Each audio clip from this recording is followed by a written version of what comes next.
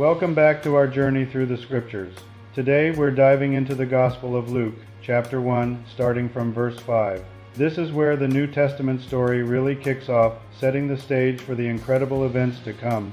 We're about to meet an elderly, righteous couple, Zechariah and Elizabeth, whose lives are about to be turned upside down by a divine encounter. Their story is a powerful reminder that God's timing is perfect, and He often works in the most unexpected ways, especially when things seem impossible. So let's open our hearts and minds as we explore this beautiful passage together. Luke chapter 1, verse 5 from the New International Version Bible, in the time of Herod King. Of Judea there was a priest named Zechariah, who belonged to the priestly division of Abijah. His wife Elizabeth was also a descendant of Aaron. 6. Both of them were righteous in the sight of God, observing all the Lord's commands and decrees blamelessly. 7. But they were childless because Elizabeth was not able to conceive, and they were both very old.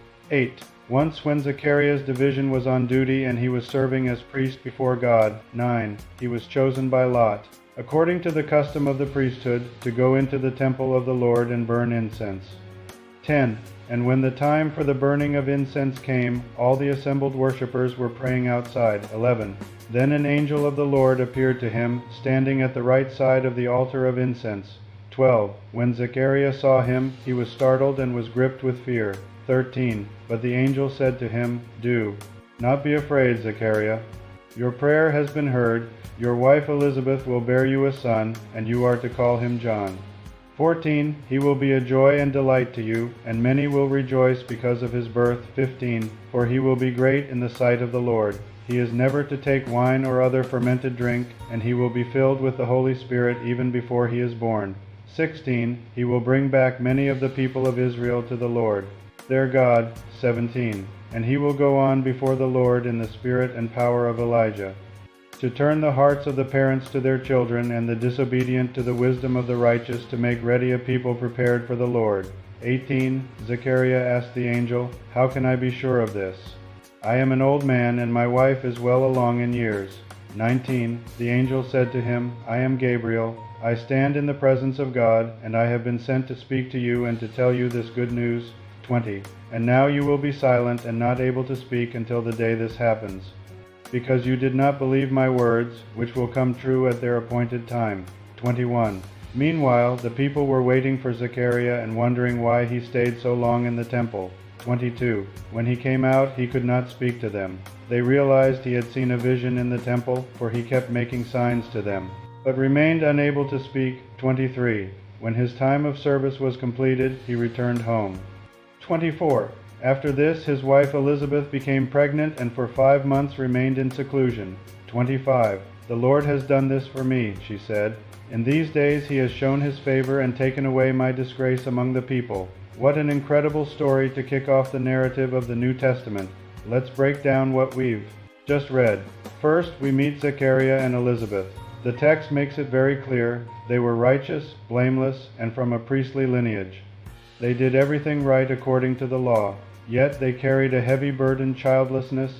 In their culture, this was not just a personal sadness, but was often seen as a public disgrace or a sign of God's disfavor. And to make matters worse, they were very old. From a human perspective, their window of opportunity for having children had long since closed. But God operates outside our human limitations. Zechariah is chosen for a once-in-a-lifetime honor, to burn incense in the holy place of the temple. This was a sacred duty, the closest a priest could get to the presence of God, and it's right there at the altar that his life changes forever. An angel, who later identifies himself as Gabriel, appears. This isn't just any angel. Gabriel is one of the chief messengers who stands in God's very presence, and his first words are, "Do not be afraid." Fear is such a common human reaction to the divine, but Gabriel brings a message of comfort and incredible news. Your prayer has been heard. This is so powerful. We don't know if Zechariah was actively praying for a child in that moment, but the angel confirms that God had heard the lifelong prayer of his heart. The promise is specific. A son, and his name will be John. The description of John is remarkable. He will bring joy, be great in God's sight, and be filled with the Holy Spirit from birth. His life will be set apart, consecrated to God. His mission is even more profound, to prepare the way for the Lord. He will be a prophet in the spirit and power of Elijah, calling people back to God and preparing their hearts for the Messiah. This is the fulfillment of prophecies from the Old Testament, particularly from Malachi. Now, Zechariah's reaction is very human, isn't it? After this mind-blowing announcement, his first response isn't faith, but doubt. How can I be sure of this? He looks at his circumstances, his old age, his wife's age, and finds the promise too hard to believe. It's a moment we can all relate to. How often do we let our circumstances dictate what we believe is possible for God? Gabriel's response is firm. He identifies himself as a direct messenger from God's presence, underscoring the authority of his message. Because Zechariah doubted, he is made silent. This isn't just a punishment. It's also a sign. His inability to speak becomes a living testament to the divine encounter he had, and it ensures that when he finally does speak again, his words will carry immense weight. It forces him into a period of silent reflection and waiting on God's promise. Meanwhile, the people outside are getting worried when Zechariah finally emerges. Unable to speak and only able to communicate through signs, they realize something supernatural has happened. He has seen a vision. And then the promise begins to unfold. Zechariah returns home and Elizabeth conceives, just as the angel said. Her response is one of pure joy and gratitude. She recognizes this miracle as God's direct intervention, His favor upon her. The shame and disgrace she carried for so long are lifted. For 5 months she stays in seclusion, perhaps to avoid gossip, or maybe to simply cherish this private miracle and reflect on what God was doing in and through her. This passage is a beautiful illustration of faith, doubt, and God's perfect timing.